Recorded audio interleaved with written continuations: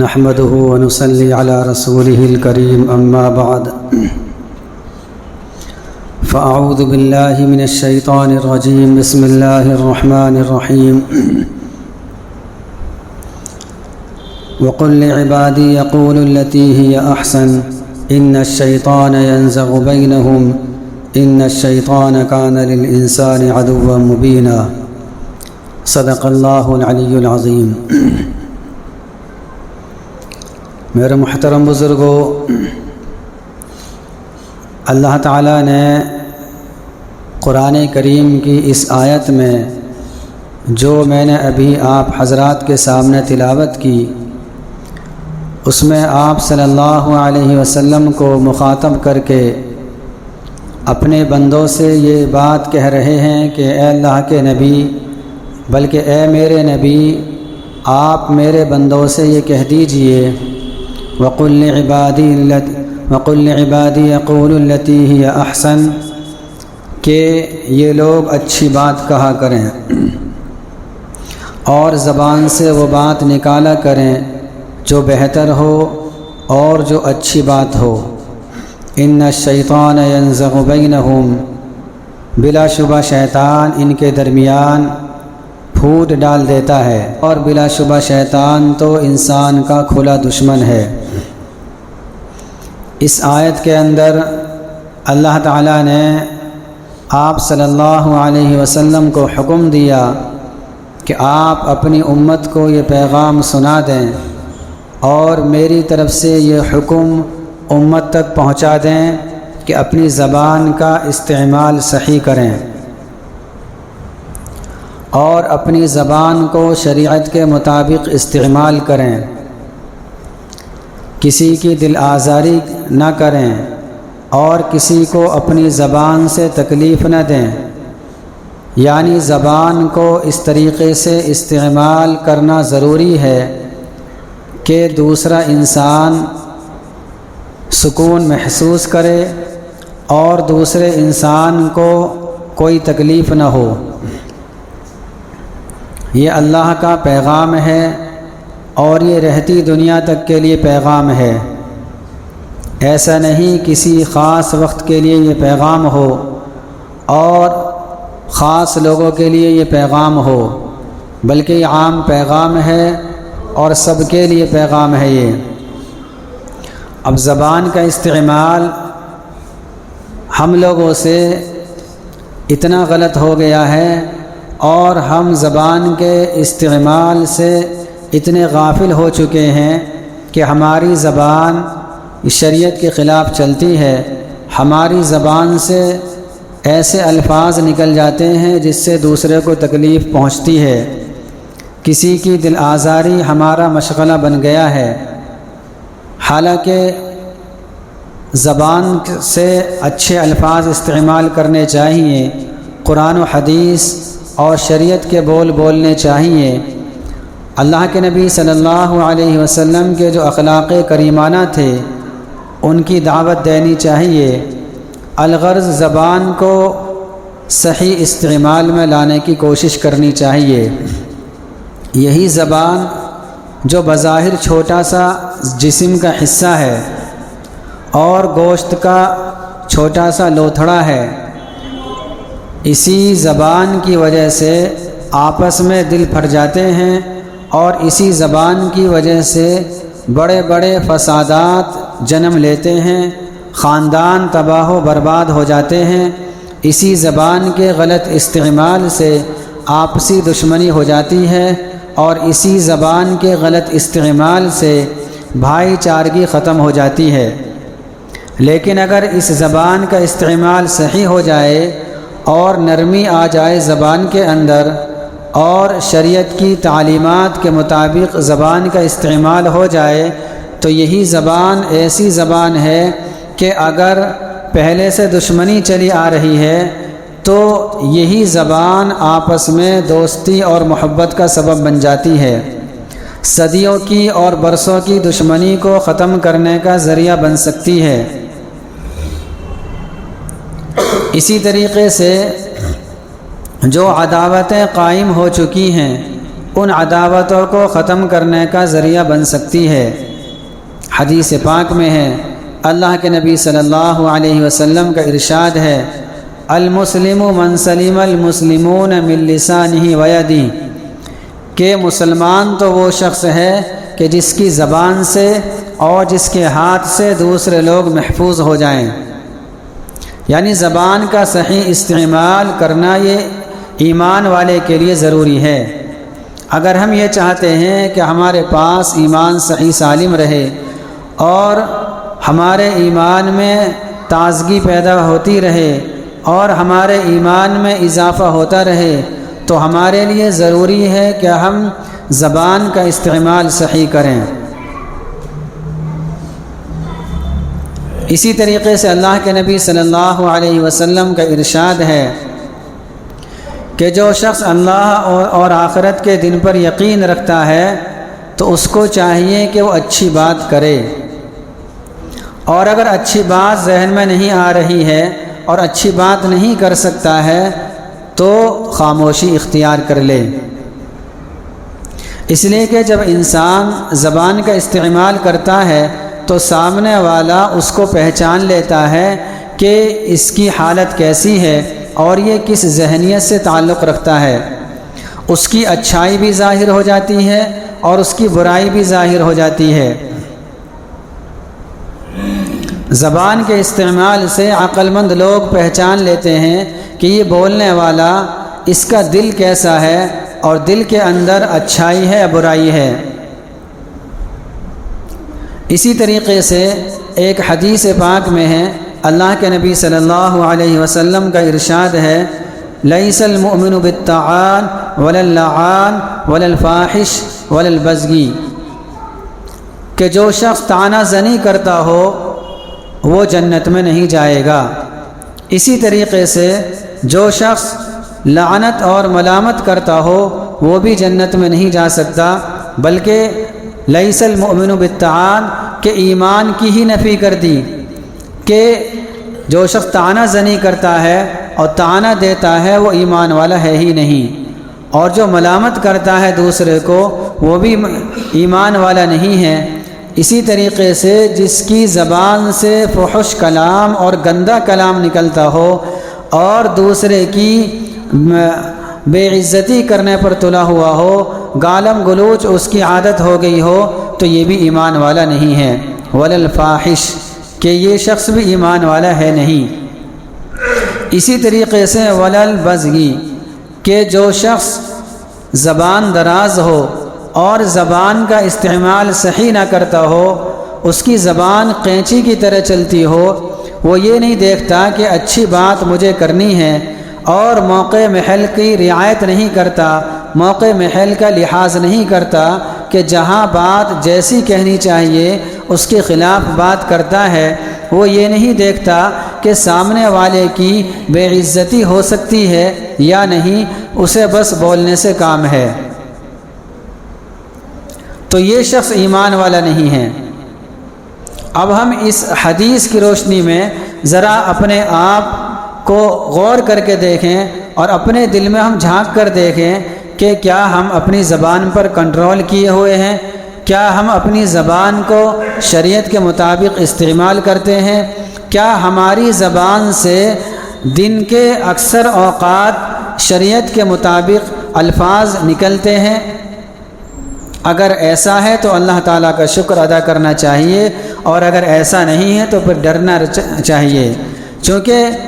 جو غلط استعمال کرے گا، دوسروں کو طعنہ دے گا، دوسروں پر لعنت ملامت کرے گا، ذرا سی بات پر دوسرے کی شان میں گستاخی کر دے گا، ذرا سی بات پر دوسرے کی عزت سے کھیل جائے گا، ذرا سی بات پر دوسرے کو اپنے سے کمتر سمجھنے والے الفاظ اپنی زبان سے نکال دے گا، تو اللہ کے نبی کا حکم ہے، اللہ کے نبی کی حدیث ہے کہ یہ شخص ایمان والا نہیں ہے۔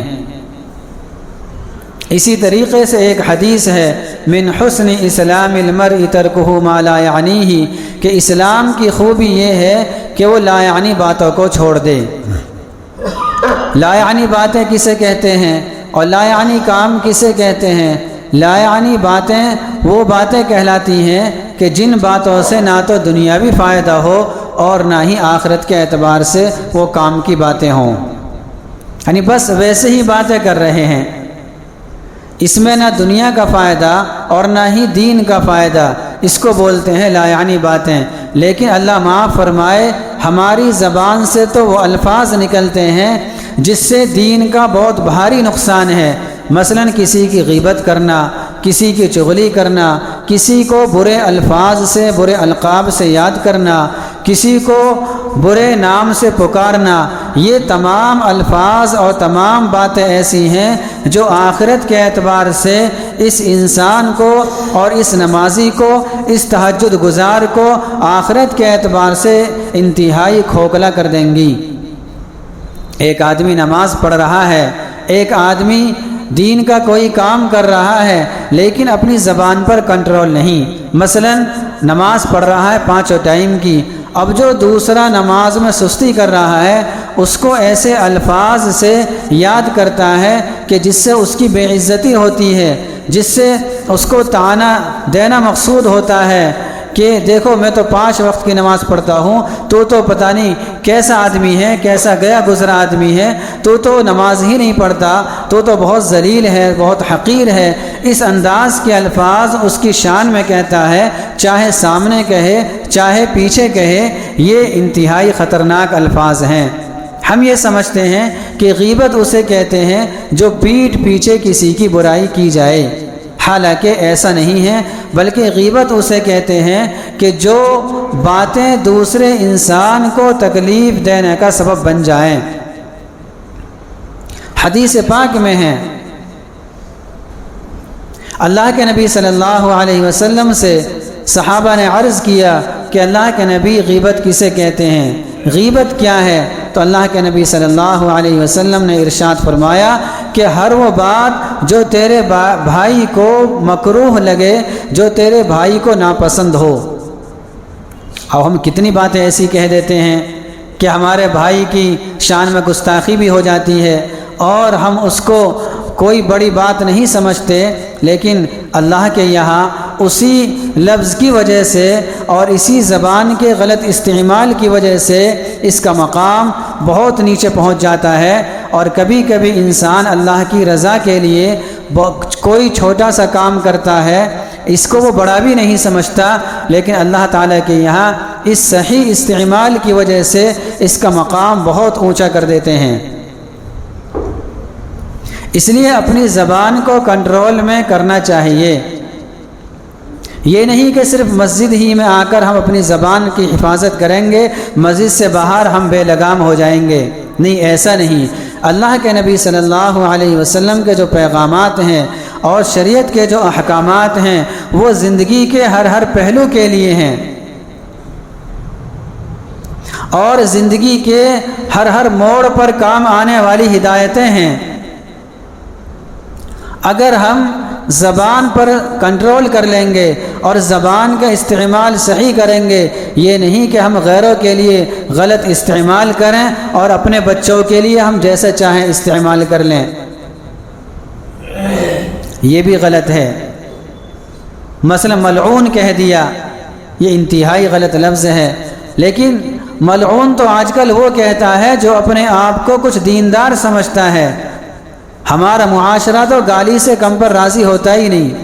اپنے بچوں کو، اپنی بیوی کو، اپنے چھوٹوں کو گالی سے یاد کرتے ہیں اور یوں ہی گالیاں دے دیتے ہیں، اور کسی کو احساس تک بھی نہیں ہوتا، نہ گالی دینے والے کو احساس اور نہ ہی جس کو گالی دی جا رہی ہے اس کو احساس۔ انسان کو غلطی کا اگر احساس ہو جائے تو اس کو توبہ کی توفیق مل جاتی ہے، لیکن اگر کسی کو غلطی کا ہی احساس نہ ہو، اسے یہی پتہ نہ ہو کہ میں کون سی غلطی کر رہا ہوں یا یہ میرا عمل انتہائی خطرناک ہے، تو بتاؤ کیا وہ توبہ کرے گا؟ کیا اس کو توبہ کی توفیق ہوگی؟ ہرگز نہیں ہو سکتی، چونکہ اس نے اپنی غلطی کا احساس کیا ہی نہیں، اس کو یہی پتہ نہیں کہ یہ میں غلطی کر رہا ہوں یا میں اچھی بات کر رہا ہوں، اس کو تو یہی پتہ نہیں ہے۔ اس لیے ہمیں اپنی زبان کو استعمال کرتے وقت ہمیں سوچنا چاہیے، غور کرنا چاہیے کہ ہم زبان سے کیا الفاظ نکال رہے ہیں۔ حدیث پاک میں ہے ان العبد لا يتكلم بالكلمة من رضوان الله لا يلقى بها بالا يرفع الله بها درجات، کہ انسان کبھی کبھی اپنی زبان سے اللہ کی خوشنودی کے لیے کوئی بات کہہ دیتا ہے جس کو وہ زیادہ بڑی بات نہیں سمجھتا، لیکن چونکہ اخلاص سے اس نے یہ بات کہی ہے تو اللہ تعالیٰ اس بات کی وجہ سے اس کے درجات اپنے یہاں بہت بہت اونچے کر دیتا ہے